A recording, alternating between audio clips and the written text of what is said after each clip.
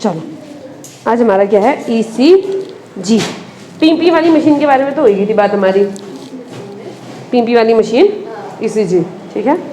ये किस चीज़ के लिए होती है, ये होती है हमारे हार्ट के इलेक्ट्रिक पोटेंशियल डिफरेंस को नापने के लिए, जिससे हम पता कर सकते हैं कि हार्ट की फंक्शनिंग नॉर्मल हो रही है कि नहीं हो रही है। अब उसमें डिपेंड करता है कि हम किस तरीके से उसको पढ़ना सीखना पड़ता है पहले उसके लिए, ठीक है। तो सबसे पहले तो जो ECG होती है उसमें तुम्हारे बुक में दिया हुआ है कि उसमें 3 कॉर्ड होती हैं, मतलब ऐसे ऐसे लगाते हैं ना, तो कितनी होती है, 3 होती है। जब नॉर्मल नापना होता है, कम नापना होता है तब एक लेफ्ट रिस्ट में लगाते हैं, एक राइट रिस्ट में लगाते हैं और एक एंकल में लगाते हैं, पाँव में, जब मेजर कंडीशन ना हो रही हो। लेकिन जब बहुत मेजर कंडीशन हो रही हो तो हॉस्पिटल में देखा होगा मूवीज में, वो कितनी सारी 12-14 लगाए रहते हैं पूरे चेस्ट में, तो उसके बाद फिर वो 12 या 14 स्ट्रिंग वाली केबल्स लगाई जाती हैं जब हमें डिटेल्ड एग्जामिनेशन करना होता है। और जब डिटेल्ड एग्जामिनेशन ना करना हो तब 3 कॉर्ड लगाएंगे। वो 12-14 वाली को तो हमें जानने की जरूरत नहीं, 3 कॉर्ड याद रखनी है, दोनों रिस्ट में और लेफ्ट एंकल में। कौन से एंकल में, लेफ्ट एंकल में, लेफ्ट याद रखना है। तो ये जो इलेक्ट्रो लेफ्ट साइड में हार्ट होता है ना, तो ब्लड का पंपिंग बीच में होता है, लेकिन उसका जो टिल्ट है वो थोड़ा सा लेफ्ट की तरफ को है, तो यहीं इसीलिए तो हम यहाँ पर नापते हैं ब्लड प्रेशर, लेफ्ट हाथ में नापते हैं। ऐसा नहीं राइट हाथ में नहीं नपेगा, नप जाएगा, ज़्यादा एक्यूरेट हमें चीज़ें पता चलेंगी, थोड़ा बहुत तो एक्यूरेसी में फ़र्क आ जाएगा, बाकी तो पता चल ही जाता है, ठीक है। हैं बेटा जान वाले मामले में एक्यूरेसी सबसे ज़्यादा ज़रूरी है। अगर मेडिकल कॉलेज में चले गए तुम्हें एक्यूरेटली नहीं पता है कि रीनल आर्टरी कौन सी है, तुमने कोई भी ब्लड वेसल काट दी तो दिक्कत हो जाएगी ना। फिर जान के मामले में तो 0.1 का फर्क भी नहीं आना चाहिए, उससे भी दिक्कत हो सकती है। इसके बाद आज हमने ब्लड सर्कुलेशन से रिलेटेड डिजीज पढ़नी है, मेन यही 2 पॉइंट हैं। एक लिम्फ भी है, देखते हैं अगर हो सकता है तो, सारा हो गया तो कोशिश करते हैं, नहीं तो लिम्फ और ब्लड वेसल्स कल हो जाएंगे कंप्लीट, 2 दिन का काम बचा है। आज हमारा क्या है नाम, ECG। अब ये 2 नामों में कंफ्यूज हो जाते हैं, एक है इलेक्ट्रोकार्डियोग्राफ, क्या है, इलेक्ट्रोकार्डियोग्राफ, और एक नाम है इलेक्ट्रोकार्डियोग्राम। ग्राफ है मशीन का नाम, मशीन को बोलते हैं, हाँ दोनों को ECG बोलते हैं। जो मशीन होती है उसको बोलते हैं इलेक्ट्रोकार्डियोग्राफ, और जो ग्राफ आता है उसको बोलते हैं इलेक्ट्रोकार्डियोग्राम। ये क्या बात हुई? उल्टा है, उल्टा है यहाँ पर, ठीक है। जो बन के आएगा, जो चार्ट बन करके आएगा उसको इलेक्ट्रोकार्डियोग्राम बोलेंगे। तुम्हारी बुक में सीधे लिखा हुआ है, this type of machine electrocardiograph is used to obtain electrocardiogram, ठीक है। तो मशीन का नाम क्या है, इलेक्ट्रोकार्डियोग्राफ, और वो जो इमेज आ रही है उसका नाम क्या है, इलेक्ट्रोकार्डियोग्राम। अब ज्यादातर टाइम क्या होता है, हमें लगता है ग्राफ है तो ग्राफ वाला ही सही होगा इमेज के लिए, और ग्राफ मशीन होती होगी, लेकिन ये उल्टा है, इसको ध्यान रखना, इसी में क्वेश्चन फंसाते हैं, कौन सी मशीन और कौन सा इमेज है। अब इमेज कैसी होती है, इमेज में हमको ऐसी कुछ लाइनें मिलेंगी, इधर साइड होता है पोटेंशियल डिफरेंस, इधर साइड चल रहा होता है टाइम, ठीक है। मशीन में कुछ ऐसा आता है, वेव्स बनती हैं, पहली एक वेव बनती है जिसको बोलते हैं पी वेव, पी वेव, ये थोड़ा फिर नीचे को जाएगी और ऐसे अप जाएगी, ये पॉइंट है Q, ये पॉइंट है R, और ये पॉइंट है S, PQRS, और फिर ये ऊपर को एक और वेव बनाती है, इस वेव का नाम है T। इतना ही होता है इलेक्ट्रोकार्डियोग्राम, इलेक्ट्रोकार्डियोग्राम। ये अब समझना है कि कहाँ पर क्या हो रहा है इधर क्या, ठीक है। अब यहाँ पर हमने ना 3 चीजें जाननी, एक होता है डीपोलराइजेशन, 2 चीजें, ऐसे ZA दोनों लिखा होता है तो कंफ्यूज नहीं होना, ठीक है। डीपोलराइजेशन, दूसरा है रीपोलराइजेशन। अभी ये दोनों शब्द ना और ज्यादा डिटेल में न्यूरॉन में समझ में आएंगे, जब हम नर्व कंडक्शन पढ़ेंगे उस समय पे ज्यादा अच्छे समझ में आएंगे। फिलहाल बस इतना समझ लो, जो भी सेल्स होती है जो नर्व्स की तरह काम करते हैं, जो भी सेल्स होती है उनके मेम्ब्रेन के अक्रॉस ना कुछ पोटेंशियल डिफरेंस होता है, ठीक है। अगर वो पोटेंशियल डिफरेंस खत्म हो जाए या कम होने लगे, जैसे मान लो पोटेंशियल डिफरेंस है -30 वोल्ट का, E वोल्ट का पोटेंशियल डिफरेंस है, मिली वोल्ट लिखते हैं, चलो मिली वोल्ट लिख लो, -30 मिली वोल्ट का पोटेंशियल डिफरेंस है। अगर ये यहाँ से 0 की तरफ को आएगा तो उसको हम बोलेंगे डीपोलराइजेशन, ठीक है। और फिर अगर वापस आएगा तो फिर क्या बोलेंगे, रीपोलराइजेशन।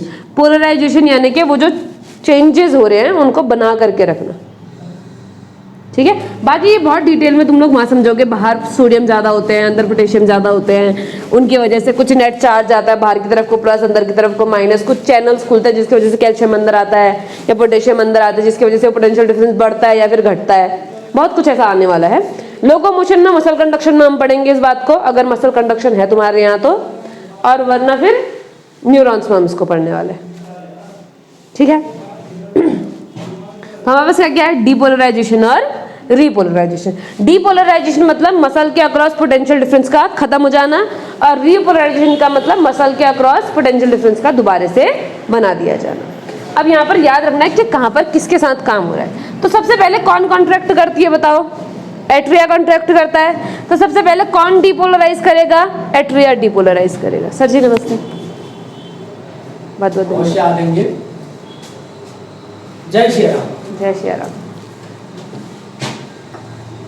चलो देखो, तो सबसे पहले कौन डीपोलराइज करेगा, एट्रिया डीपोलराइज करेगा। एट्रिया डीपोलराइज कौन सी वेव में करेगा, इनको वेव के नाम से जानते हैं, ये है पी वेव। ये क्या है, पी वेव। तो पी वेव में कौन डीपोलराइज करेगा, एट्रिया डीपोलराइज करेगा, ठीक है। एट्रिया डीपोलराइज करेगा तो क्या होगा, कॉन्ट्रैक्ट होगा, मसल्स कॉन्ट्रैक्ट करेंगी, और एट्रिया का क्या होगा, सिस्टोल। एट्रिया का क्या होगा, सिस्टोल, यानी कि एट्रिया कॉन्ट्रैक्ट करेगा। एट्रिया कॉन्ट्रैक्ट होने के बाद तुरंत क्या हो जाता है, फिर रिलैक्स हो जाता है, और वो रिलैक्स होता है इस समय पर। इसको यहाँ पर हम ग्राफ में दिखाते नहीं है, क्योंकि फिर वेंट्रिकल का मेजर मूवमेंट चलना शुरू हो जाता है, तो एट्रिया की चीज़ें थोड़ा सा डिम हो जाती है। लेकिन इस समय पर क्या होता है, एट्रिया रीपोलराइज होता है, यानी कि वापस से फिर डायस्टॉल वाली कंडीशन में आ जाता है, ठीक है। इसको तुम्हें ग्राफ में दिखाया कभी भी नहीं जाएगा, लेकिन याद रखना है QRS वाले टाइम पर क्या होता है, एट्रिया रीपोलराइज होता है, ठीक है। अब आई QRS, ये वाली वेव, ये वेव क्या है, QRS वेव। Q से शुरू हो रही है और S पर खत्म हो रही है। ये जो QRS वाली वेव है, ये डिनोट करती है वेंट्रिकल डायस्टॉल को। किसको डिनोट करती है, सॉरी, वेंट्रिकल डीपोलराइजेशन को। किसको डिनोट करती है, वेंट्रिकल डीपोलराइजेशन को। और जब भी डीपोलराइजेशन होगा तब क्या होगा, सिस्टोल। तो इस समय पर वेंट्रिकल क्या करेगा, सिस्टोल, ठीक है, सिस्टोल। और टी वेव के समय पर वेंट्रिकल का होता है रीपोलराइजेशन। एट्रिया का तो यहाँ हो गया है, लेकिन वो दिखता तो नहीं है ग्राफ में, लेकिन वेंट्रिकल का हमको अलग से दिखाई देता है बम्प की तरह। ये क्या है, वेंट्रिकल रीपोलराइजेशन। और रीपोलराइजेशन के समय पे क्या होगा, डायस्टोल। हाँ, अभी तक तो यही था, वहीं कहीं क्या होगा, ऊपर फीस लेने के लिए, थोड़ी देर में आ जाएगा। फीस लेने के लिए गया होगा, कह रही हूँ, ऊपर थोड़ी देर में आ जाएगा, ठीक है। रीपोलराइजेशन के समय पे क्या हो जाएगा, डायस्टोल। और जो भी हार्ट का फंक्शनिंग थी, जो साइकिल था, वो कंप्लीट हो जाएगा। इसके बाद थोड़ा सा ऐसा गैप होता है, क्योंकि उस समय पे क्या होता है, जॉइंट डायस्टोल, ठीक है। फिर दोबारा से क्या आएगी, QP वेव। P वेव के बाद आएगी QRS वेव, फिर आएगी T वेव। फिर ये चलता रहेगा आगे की तरफ को, इसी तरीके से ग्राफ आते जाएगा। समझ में आ रहा है, ये तो बहुत सिंपलर वर्जन है ECG का, इलेक्ट्रोकार्डियोग्राम का। मगर फिर धीरे धीरे करके ये क्या होता जाता है, कॉम्प्लेक्स होता जाता है। अब मान लो ये इतना ऊपर नहीं जा रहा, इसका मतलब डीपोलराइजेशन उतना नहीं हो रहा जितना होना चाहिए, यानी कि एट्रिया अच्छे से सिस्टोल नहीं कर पा रहा है। सेम टू सेम अगर इसकी पीक बढ़ गई, यानी कि ज़्यादा ही डीपोलराइज जा रहा है, या फिर घट गई मतलब कम डीपोलराइज जा रहा है, तो उसका ड्यूरेशन वगैरह घट जाएगा, पंपिंग की कैपेसिटी भी क्या हो जाएगी, घट जाएगी। सेम टू सेम इसमें डायस्टोल का पता चलेगा कि डायस्टोल ढंग से हो रहा है कि नहीं हो रहा है। पूरा अगर फैलेगा तभी तो अच्छे से ब्लड भर पाएगा। अगर इतना सिकुड़ा था, इतना ही फैला, इतना फैलना चाहिए था, इतना ही फैलेगा तो उतना थोड़ी ब्लड भर पाएगा जितना पहले भर रहा था। स्ट्रोक वॉल्यूम घट जाएगा फिर उसके बाद, क्योंकि जितना बचना चाहिए उतना तो बचना ही चाहिए। अगर ज़्यादा कॉन्ट्रैक्ट कर गया तो जो बचना चाहिए था फिर 500 ml वो भी नहीं बच पाएगा, फिर एंड डायस्टोलिक वॉल्यूम भी नहीं, एंड सिस्टोलिक वॉल्यूम भी नहीं बच पाएगा, गड़बड़ हो जाएगी ना, हार्ट का फंक्शनिंग तो गड़बड़ हो जाएगा। तो ये हम पता करते हैं हार्ट में लगभग सारी की सारी परेशानियां से पता चल सकती है, क्योंकि हार्ट का मेन काम है पंपिंग। अगर हार्ट को कोई मसल में दिक्कत हो रही है तो पंपिंग ठीक से नहीं होगी, सब पता चल जाएगा। अगर हार्ट की सेल्स को ऑक्सीजन नहीं मिल रही, पंपिंग ठीक से नहीं होगी, सब पता चल जाएगा। ठीक है, अगर हार्ट के अंदर ये डिपोलाइजेशन रिपोलाइजेशन ढंग से नहीं हो रहा है, सिग्नलिंग में कोई दिक्कत चल रही है, पंपिंग ठीक से नहीं होगी, पता चल जाएगा। तो हमें हार्ट से रिलेटेड ज्यादातर इंफॉर्मेशन किससे मिल जाती है? ईसीजी देखने से मिल जाती थी कि हार्ट के अंदर क्या परेशानियां चल रही हैं। अगर कोई इन्फेक्शन हो गया है तो तब भी हमें ईसीजी देख के पता चल जाएगा, क्योंकि हार्ट फिर फंक्शन नॉर्मल नहीं कर पाएगा। समझ में आ रहा है? ये क्या है हमारा ईसीजी, इसको लिख लो, इसको ड्राइंग को ऊपर ईसीजी हेडिंग डालो, यही ग्राफ करके मशीन ग्राम करके इमेज लिख लो, ये बना दो, और इसमें यहाँ पर एट्रिया लिख देना पूरा, एट्रिया डीपोलराइजेशन। कॉपी नहीं लाई होगी ना? लाइए, कॉपी नहीं लाई है? ठीक है, कर ले। वेंट्रिकल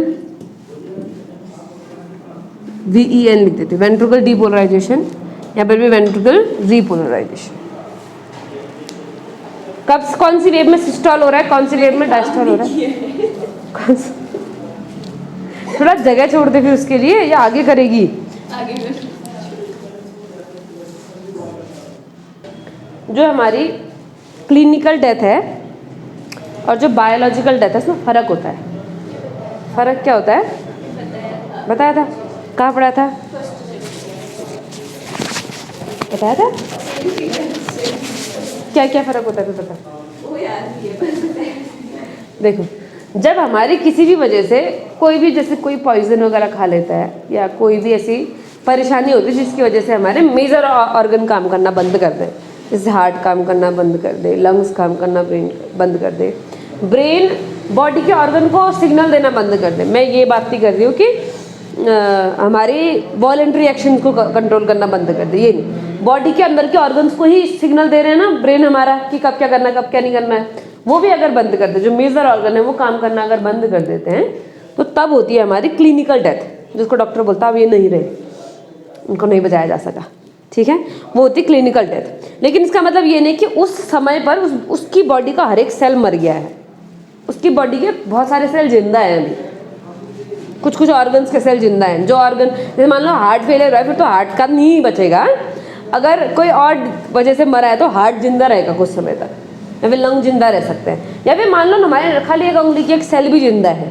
तो जब तक सारी सेल्स नहीं मर जाती, बॉडी की हर एक सेल नहीं मर जाती, तब तक हम उसको बायोलॉजिकल डेथ नहीं कहेंगे, तब तक क्लिनिकल डेथ है। जिस समय बॉडी की हर एक सेल मर गई, सारी सेल्स मर गई, उसको हम बोलते हैं बायोलॉजिकल डेथ। जब फिर बॉडी डिकम्पोज होना शुरू हो जाती है उसके बाद में, जब तक एक भी सेल जिंदा तब तक कौन सी डेथ है? क्लिनिकल डेथ है। और जब सारी की सारी सेल्स मर गई तब कौन सी डेथ होगी? Biological death. समझ में आ रही बात? ये तो एक थोड़ा आगे ईसीजी के बीच में चलता है।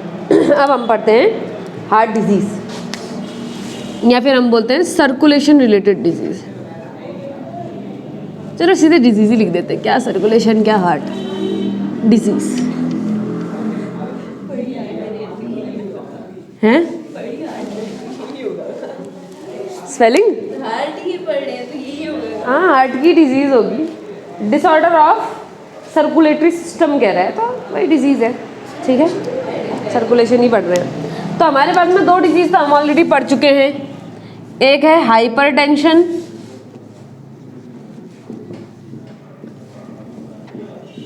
और दूसरा है हाइपोटेंशन। हाइपरटेंशन क्या है? हाई बीपी, और हाइपरटेंशन क्या है? लो बीपी। बीपी हाई किससे ऊपर माना जाता है? 140 अबव और 100 अबव, लोअर वाला। सिस्टोलिक 140 और डायस्टोलिक 100, उससे अगर ज़्यादा हुआ तो हाई बीपी, और सिस्टोलिक 110 और डायस्टोलिक 70, अगर इससे कम हुआ तो लो ब्लड प्रेशर बोलते हैं। ठीक है, नॉर्मल रेंज जितना होता है। एक बात ध्यान रखना, जो फीमेल्स होंगी उनका ब्लड प्रेशर जनरली मेल्स के कंपैरिजन में कम आता है। ज़्यादातर समय फीमेल का जो ब्लड प्रेशर होता है वो कम आता है, क्योंकि ज़्यादातर फीमेल्स एनीमिक होती है। एनीमिक मतलब ब्लड की कमी होती है। हमारी बॉडी में ऑलरेडी मेल से 0.5 लीटर ब्लड कम है ना, और उसमें से भी हर मंथ साइकिल के दौरान और ब्लड का लॉस होते रहता है। तो इसीलिए बॉडी में ब्लड का जो अमाउंट है मेल के कंपैरिजन में कम है। ब्लड ही कम है तो प्रेशर भी थोड़ा कम रहता है। हाँ हाँ, फीमेल्स के अंदर एनीमिया की कंडीशन बहुत ज़्यादा कॉमन होती है, बहुत ज़्यादा देखी जाती है। उसकी वजह से blood pressure already generally females का क्या होता है, थोड़ा सा कम ही रहता है मेल के कंपैरिजन में। ठीक है, अब इन दोनों के अलावा हमारे पास में है कुछ और डिजीज़। जैसे एक डिजीज़ का नाम है वेरीगेटेड वेन्स। तुम्हारी बुक में आई थिंक इस डिजीज़ का नाम दिया है या फिर नहीं दिया है? दिया है? तो ये है। हाँ बुक तो ये है, तो मुझे भी पता है। मैं कुछ और देख रही हूँ। अच्छा हाँ, तुमने स्कूल में नहीं पढ़ाया। और स्कूल में नहीं पढ़ाई तो मैंने घर में भी नहीं पढ़ाई। ऐसा नहीं है कि मैं घर में पढ़ लेती हूँ, अगर स्कूल में नहीं पढ़ाया होता है तो। बीपी वाले पार्ट में ही था रे, कहाँ गया?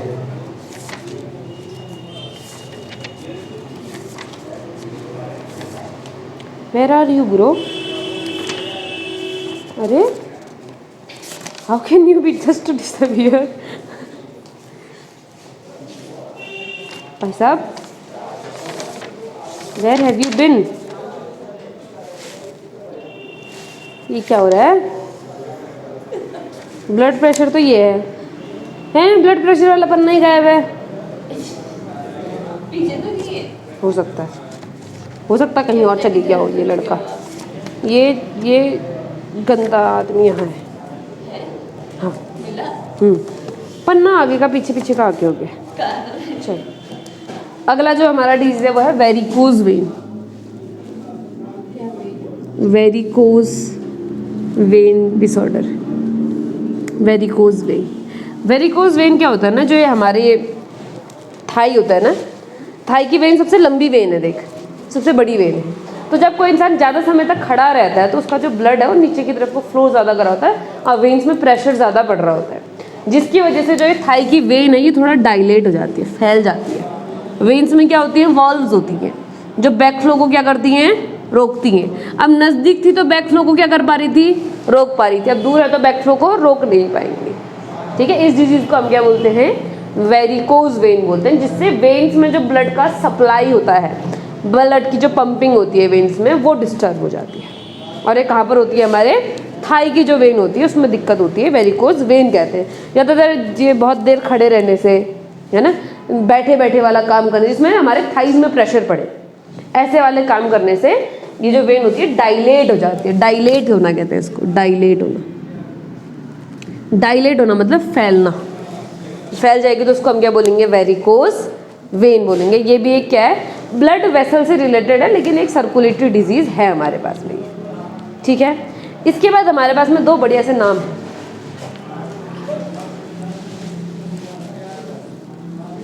इनको लिखते भी रहना, सर्कुलेटरी डिजीज डालना और इनको लिखते रहना। ठीक है, वेरिकोज वेन के बाद है आर्टेरियोस्क्लेरोसिस और एथेरोस्क्लेरोसिस।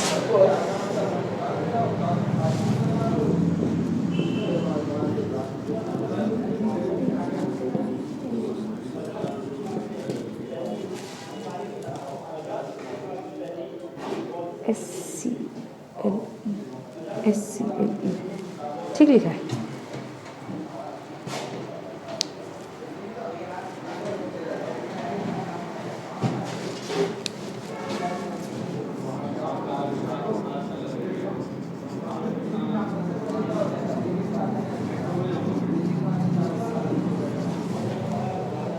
और दूसरा है आर्टेरोस्क्लेरोसिस।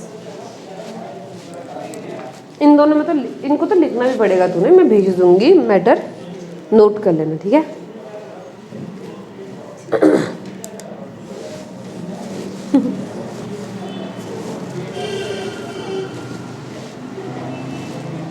एथेरोस्क्लेरोसिस को हम कोरोनरी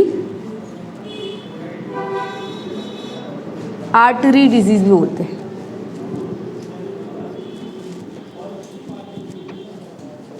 आर्टरी डिजीज का सबसे कॉमन टाइप है। ठीक है, इसका दूसरा नाम नहीं, इसका कॉमन टाइप है। अभी समझ जाएगी क्या हो रहा है तो समझ में आ जाएगा कि मैं क्यों बोल रही हूँ कॉमन टाइप है। हाँ, कोरोनरी आर्टरी डिजीज। अब देखो हमारे पास ना ब्लड वेसल्स हैं, ठीक है। ये जो ऊपर वाली डिजीज है जनरली लार्ज और मीडियम ब्लड वेसल्स में होता है, बड़ी ब्लड वेसल्स और मीडियम साइज के जो ब्लड वेसल्स उसमें होता है। इनमें क्या होता है, जो हमारे पास में कोलेस्ट्रॉल होता है या फिर लो डेंसिटी प्रोटीन होता है या फिर calcium ion, cholesterol, low density lipid, low density protein कह रही हूँ, लो डेंसिटी लिपिड या फिर कैल्शियम आयन या फिर एक वो होता है प्लेटलेट डिराइव्ड ग्रोथ फैक्टर होता है, प्लेटलेट डिराइव्ड ग्रोथ फैक्टर, ये सेल डिवीजन को प्रमोट करता है, ठीक है। तो ये जो फैक्टर्स है ये इकट्ठा होकर के ब्लड वेसल के अंदर ऐसा प्लग बना लेते हैं जिसको एथेरोप्लग बोलते हैं, एथेरोस प्लग बोलते हैं। प्लग मतलब एक ऐसा इकट्ठा होकर के गांठ टाइप का, एक कूड़ा टाइप का जमा हो जाता है ब्लड वेसल के अंदर। अब पहले ल्यूमेन इतना बड़ा था तो ब्लड फ्लो कर रहा था आराम से, कोई दिक्कत नहीं हो रही थी, लेकिन अब क्या हो गया, ल्यूमेन छोटा हो गया तो जो अमाउंट ऑफ ब्लड फ्लो कर पाएगा वो भी क्या हो जाएगा, कम हो जाएगा। अब अगर ब्लड का अमाउंट कम हो जाएगा तो जो ऑर्गन को ऑक्सीजन मिलेगी वो भी क्या हो जाएगी, कम हो जाएगी, और ऑर्गन की एफिशिएंसी भी क्या हो जाएगी, घट जाएगी। इस डिजीज को हम बोलते हैं एथेरोस्क्लेरोसिस। क्या बोलते हैं, एथेरोस्क्लेरोसिस। इसको अगर मान लो कोरोनरी आर्टरी में हो गया, यानी कि हार्ट को ब्लड देने वाली आर्टरी में अगर ये हो गया तो हार्ट को कम ऑक्सीजन मिलेगी तो हार्ट की जो पंपिंग होगी वो क्या हो जाएगी, अफेक्ट हो जाएगी, जिससे ज़्यादा प्रॉब्लम होती है। इसलिए इसको कोरोनरी आर्टरी डिजीज बोलते हैं। अगर कोरोनरी आर्टरी में होगी तब। एथेरोस्क्लेरोसिस बाकी जगह भी हो सकती है, लेकिन कोरोनरी आर्टरी एक तो मेन आर्टरी है जो हार्ट को ब्लड दे रही है, दूसरा पतली होती है, ज़्यादा मोटी नहीं होती है, तो इसमें अगर ब्लड रुक जाएगा तो सबसे मेजर ऑर्गन को अफेक्ट करेगा हमारे। ऐसा नहीं बाकी ऑर्गन ऐसे हैं, लेकिन ये मेजर ऑर्गन है जो सबसे मेजर काम कर रहा है पंपिंग का, ठीक है। तो अगर ये अफेक्ट हो गया तो पूरी बॉडी अफेक्ट होगी इसकी वजह से। तो इससे क्या हो जाएगा, हमारे बॉडी का जो सिस्टम है वो सारा हिल जाएगा। इसलिए ये मेन है, इसलिए इसका अलग से नाम दे दिया coronary artery disease. Coronary artery disease में क्या होगा, कोरोनरी आर्टरी के अंदर एक प्लग बन जाएगा, एक स्क्लेरोस बन जाएगा, एक कूड़ा जमा हो जाएगा, जिसकी वजह से क्या हो जाएगा, परेशानी हो जाएगी।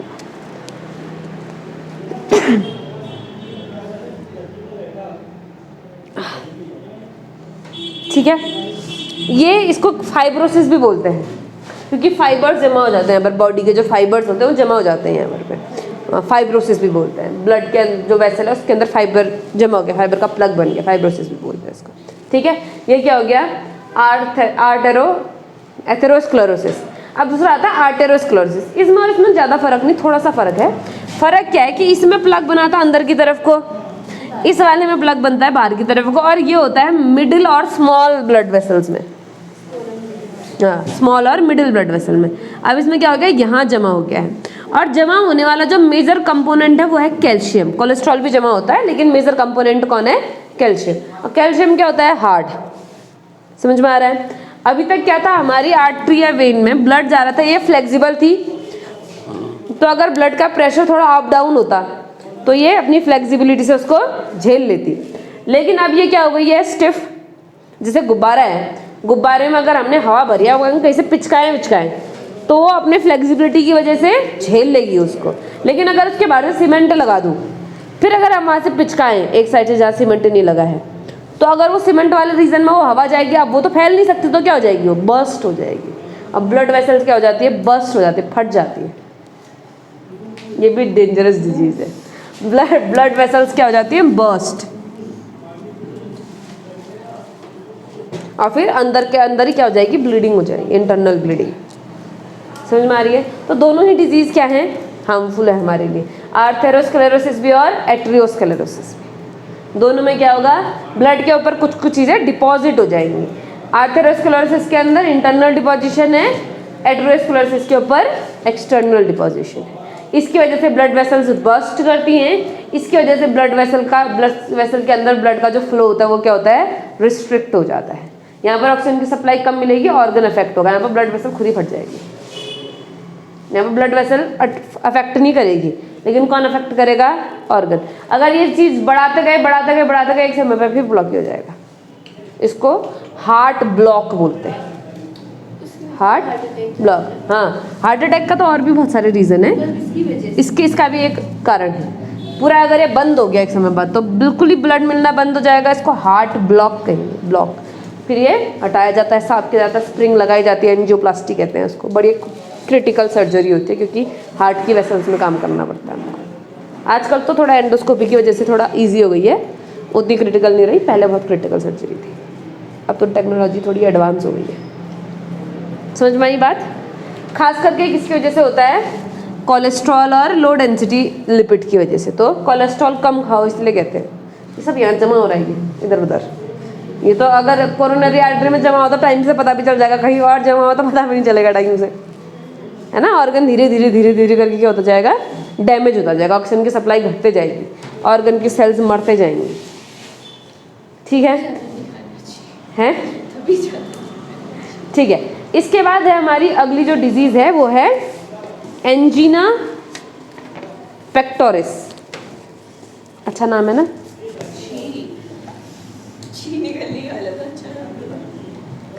ठीक है। अगली डिजीज़ का नाम क्या है? Angina pectoris.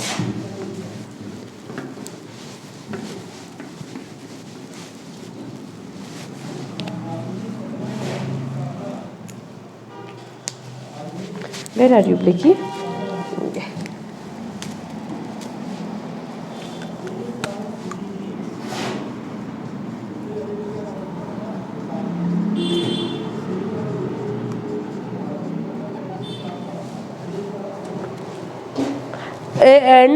ANGINAPECTORIS, angina pectoris.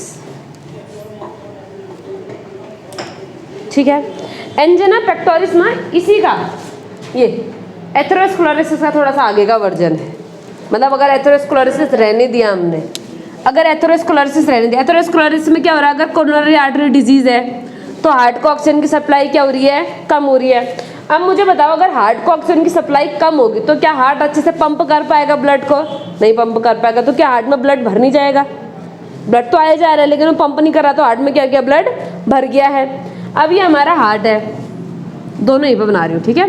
ये हमारी है राइट आर्टरी, ये हमारी है, ये राइट एट्रिया, ये लेफ्ट एट्रिया। ये थोड़ा कॉकरोच जैसा दिख रहा है लेकिन ठीक है, ठीक। अब ये पूरा भर रखा है, पूरा का पूरा हार्ट क्या हो रखा है? फिल हो रखा है।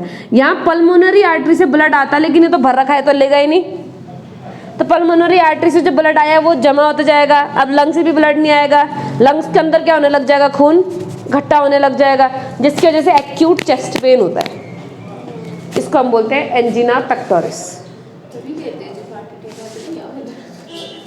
हार्ट अटैक में तो और भी चीज़ें होती हैं, इसका भी थोड़ा, हाँ इसका भी थोड़ा और नया वो लिथल वर्जन है इसका, और थोड़ा ज़्यादा डिफिकल्ट वर्जन। डिफिकल्ट तो क्या कहेंगे, और आगे वाला वर्जन है। अब ये थोड़ा थोड़ा चल रहा है, अगर ये ठीक कर दिया तो कुछ भी नहीं होगा। अगर ये हमने समय से ठीक नहीं किया तो धीरे धीरे धीरे धीरे ऑक्सीजन हार्ट की जो कैपेसिटी है वो घटती जाएगी। अभी क्या हो जाएगा? एंजीना पेक्टोरिस। एंजीना पेक्टोरिस को ठीक कर दिया तो फिर भी चलेगा, अगर ये ठीक नहीं किया फिर हार्ट अटैक के चांसेस आएंगे।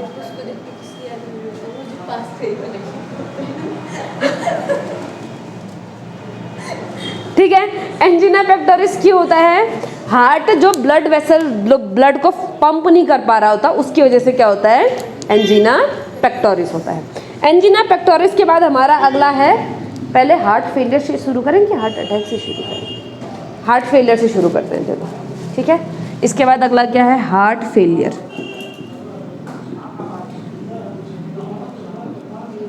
अच्छा मुझे एक बात बताओ, फेल कौन होता है? जिसके बिल्कुल मार्क्स नहीं आए होते या फिर जिसके पास बराबर मार्क्स नहीं आए होते हैं?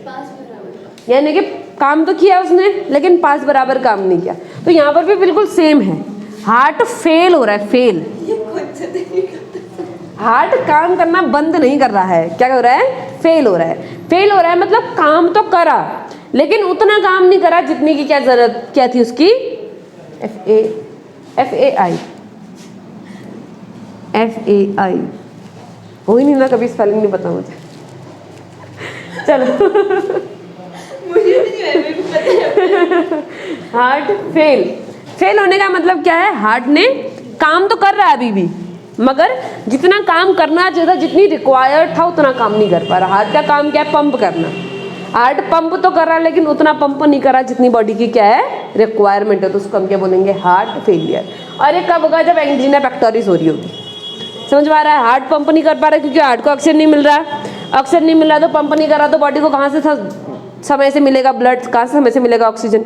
बाकी ऑर्गन्स को भी नहीं मिल पाएगा ना। जब बाकी ऑर्गन्स के लिए जो इसकी जिम्मेदारी थी वो पूरी नहीं हो पाई तो हम क्या बोलेंगे? ये क्या हो गया? फेल हो गया। हार्ट में क्या हो गया? फेलियर हो गया। सारे वर्ड एक दूसरे से को रिलेटेड है बेटा, हार्ट फेलियर और एंजिना पेक्टोरिस, एंजिना पेक्टोरिस और एथेरोस्क्लेरोसिस। समझ में आया? अब जब ये जो ये वाली कंडीशन है, हार्ट को ऑक्सीजन न मिल पाने वाली जो कंडीशन है, अगर वो बहुत ज़्यादा समय तक चलते रह गई तो हार्ट का कोई जो ऑर्गन टिश्यू है वो मर जाएगा। ठीक है, हार्ट को अगर लगातार ऑक्सीजन नहीं मिल रही है तो हार्ट के अंदर की जो मसल्स होंगी वो क्या होने लग जाएंगी? मरने लग जाएंगी। अगर किसी को एथेरोस्क्लेरोसिस होते हैं तो फिर हम रिवर्स कर सकते हैं, मतलब हम उसको ठीक करवा सकते हैं। एंजिना पेक्टोरिस को भी हम एक समय के लिए क्या करवा सकते हैं? ठीक करवा सकते हैं। लेकिन अगर हार्ट अटैक हो गया, अटैक तो कर दिया ना, तभी तो टिश्यू मर गया उसका, हैं? हार्ट अटैक के बाद भी बच जाते हैं। हाँ, बच जाते हैं। वो हमने उसकी कंडीशन को थोड़ा बहुत ठीक कर रखा है। इसका मतलब ये नहीं कि वो हमने पार्ट बचा लिया। जो पार्ट मर गया वो पार्ट तो मर गया, हम बाकी बचे हुए हिस्से से काम ले रहे हैं। ठीक है, ऑक्सीजन की डेफिशिएंसी ऐसा तो नहीं कि पूरा हार्ट एक ही साथ में मर जाएगा। पूरे हार्ट का कुछ टिश्यू मरना शुरू करेगा। टिश्यू मरने लग गया मतलब टिश्यू पे क्या हो गया? अटैक हो गया। अटैक हो गया तो क्या बोलेंगे? Heart attack. तो 3 बार आते हैं बेटा वो भी डिपेंड करता कहाँ आ रहा है अटैक। अगर वेंट्रिकल में आया, वो भी लेफ्ट वेंट्रिकल में आया तो एक ही बार में खत्म।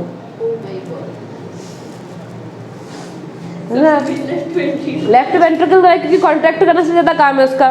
अगर उसी की मसल्स मर गई तो कैसे पहुंचेगा बॉडी को ब्लड? बताओ, समझ में आ रहा है? हार्ट अटैक भी डिपेंड करता, कोई एक ही बार में चल देता, कोई 4-4, 6-6 बार भी हो गया तभी भी नहीं जा रहा। किसी का सुना था मैंने, मुझे तो नहीं आ रही कैसे बचे। बच जाते हैं, ऐसा नहीं, क्योंकि फिर हमने उस पार्ट के बिना काम को चलाना पड़ेगा। जो डेड हो गया ना पार्ट, उस पार्ट के बिना हमने क्या करेंगे? उसके बाद ब्लॉकिंग को खोल देंगे ताकि जो मर गया वो तो मर गया लेकिन बाकी बच जाए।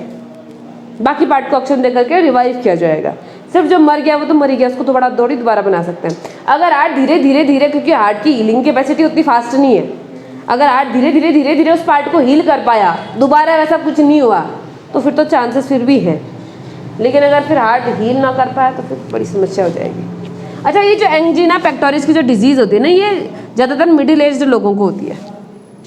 मिडिल एज में, क्योंकि उससे पहले इतना ये क्लॉट जमने जितना हुआ ही नहीं होता है बॉडी के अंदर इकट्ठा, कोलेस्ट्रॉल वगैरह।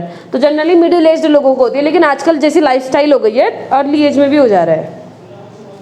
समझ में आ रहा है? तो लाइफस्टाइल थोड़ी सी एक्टिव रखनी है, खाने के लिए थोड़ा सा ध्यान देना है, लो कोलेस्ट्रॉल वाली चीज़ें खानी है, अच्छा वाला लिपिड लेना, अच्छा वाला फैट लेना है। अच्छा कोलेस्ट्रॉल तो खाना ही है, हाई डेंसिटी लिपिड तो खाना है, लो डेंसिटी नहीं खाना, बस वो तो ज़रूरी है ना बॉडी के लिए, नहीं तो काम नहीं चलेगा। नहीं तो काम नहीं चलेगा। सोचो अगर किसी की बॉडी में फैट ना हो वो तो ठंडी से ही मर जाएगा।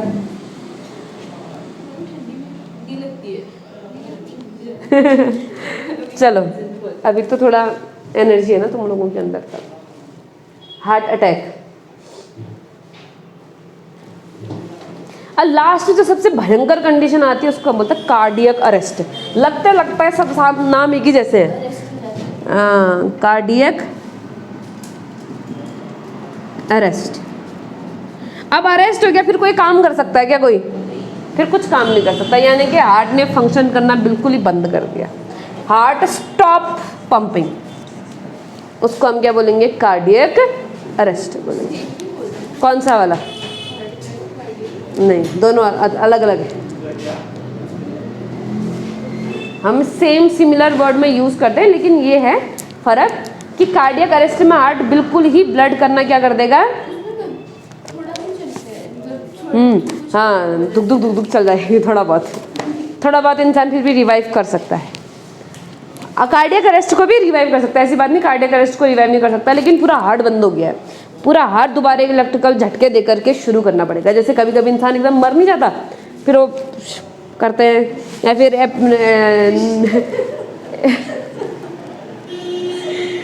एपिनेफ्रिन और नॉरएपिनेफ्रिन का इंजेक्शन लगाते हैं, बताया था तुम लोगों को मैंने। तो उसकी वजह से फिर दोबारा पंपिंग को शुरू किया जाता है और कार्डियक अरेस्ट से रिवाइव कर सकते हैं। फिश करेंगे तो आधे लोग तो चल जाएंगे फिर। ठीक है, हार्ट अटैक में क्या हो रहा है, बॉडी हार्ट की कोई मसल डैमेज हो रही है, कोई पार्ट डैमेज हो रहा है। अगर पूरा हार्ट का ज़्यादातर पार्ट डैमेज होगा फिर तो कार्डियक अरेस्ट हो जाएगा। तो ये और ये हम एक ही वर्ड्स की तरह यूज़ करते हैं। इसका थोड़ा ज़्यादा एक्सटेंट है कार्डियक अरेस्ट। हार्ट अटैक का ही एक फॉर्म है कार्डियक अरेस्ट। हार्ट अटैक एकदम सीवियर हो गया। हार्ट अटैक मतलब क्या, बॉडी का कोई हिस्सा काम नहीं कर रहा, हार्ट का कोई हिस्सा काम नहीं कर रहा। अगर हार्ट का पूरा हिस्सा काम करना बंद कर दे तो फिर क्या बोल देंगे, कार्डियक अरेस्ट बोल देंगे। बुक में और लिखा है, यानी कि दोनों वर्ड हम सिमिलरली यूज कर सकते हैं। क्योंकि कार्डियक मतलब मसल हार्ट के लिए यूज हो ही जाता है, चल जाएगा। हार्ट अरेस्ट बोलेंगे तो अच्छा नहीं लगेगा ना, कार्डियक अरेस्ट अच्छा लगेगा, एस्थेटिक नाम है। हाँ ये भी है, ठीक है कोई बात नहीं, चलता है, इतना तो ये यहाँ ये इतनी सारी तो हार्ट की डिजीज है, याद करनी है इतनी सारी डिजीज। वो कोरोनरी आर्टरी डिजीज भी अलग से याद करनी है। एथेरोस्क्लेरोसिस का तो एक टाइप है कोरोनरी आर्टरी डिजीज। एथेरोस्क्लेरोसिस पूरा अलग कॉन्सेप्ट है, उसका एक टाइप कौन है, कोरोनरी आर्टरी डिजीज। इतनी तो डिजीज है हमारे दिल को, बताओ इतनी समस्याएं हो जाती हैं। इतनी समस्याओं से बचने के लिए क्या करना है, लाइफ स्टाइल को थोड़ा ठीक करना। फूड स्टाइल और लाइफ स्टाइल दोनों, अगर हम लाइफ स्टाइल एक्सरसाइज वगैरह रखेंगे तो जो नॉन ब्रेकेबल लिपिड है तो खराब वाला, वो भी थोड़ा थोड़ा करके ब्रेक होने लग जाता है। ठीक है, एक वर्ड आया है तुम्हारे बुक में, कंजेशन। कंजेशन का मतलब है, जैसे मैं बोलूँगी ना, बहुत सारे बच्चे बैठ जाएंगे तो क्या बोलोगे, कंजेस्टेड हो गया रूम बहुत ज़्यादा। कंजेशन मतलब ज़रूरत से ज़्यादा भर जाना, तो उसको हम क्या बोलेंगे, कंजेशन। तो जब हार्ट फेलियर होता है, ब्लड हार्ट जब बाहर ब्लड पंप नहीं कर रहा अच्छे से तो उसके अंदर भर जाएगा ना, उसके अंदर भर जाएगा तो लंग के अंदर भर जाएगा, तो इसको हम बोलते हैं लंग कंजेशन। एंजिना पेक्टोरिया को क्या बोलते हैं, लंग कंजेशन। और हार्ट फेलियर को क्या बोलते हैं, heart congestion. Congestive heart failure भी बोलते हैं कई बार, समझा, वहाँ क्या हो जा रहा है, ब्लड भर जा रहा है, तो कंजेशन इसमें नाम है। Because congestion of the lung is the one of the main symptom of this disease. अगर हार्ट फेलियर होगा तो उसकी वजह से क्या होगा, लंग में कंजेशन होगा। यानी कि ये दोनों क्या है, एक दूसरे से रिलेटेड है। ये सिम्टम है हार्ट फेलियर का।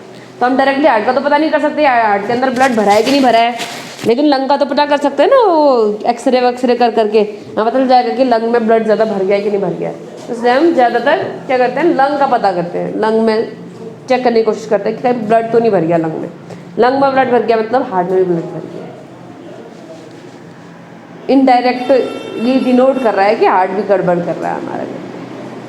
चलेगा इतना, ये हो गई हमारी सारी की सारी क्या, डिजीज। अब हमारा क्या बचता है, हमारे 2 पॉइंट / टॉपिक बचते हैं। एक है लिम्फ और दूसरा है ब्लड वेसल्स। बताओ आज करें कल करें? थोड़ा ही है, जल्दी हो जाएगा। ठीक है कल करेंगे, थोड़ा सा बचा है। लिम्फ में क्या ही है, आरबीसी छोड़ दो, थोड़ी लार्ज प्रोटीन छोड़ दो, सब लिम्फ में है ना। और क्या है लिम्फ में,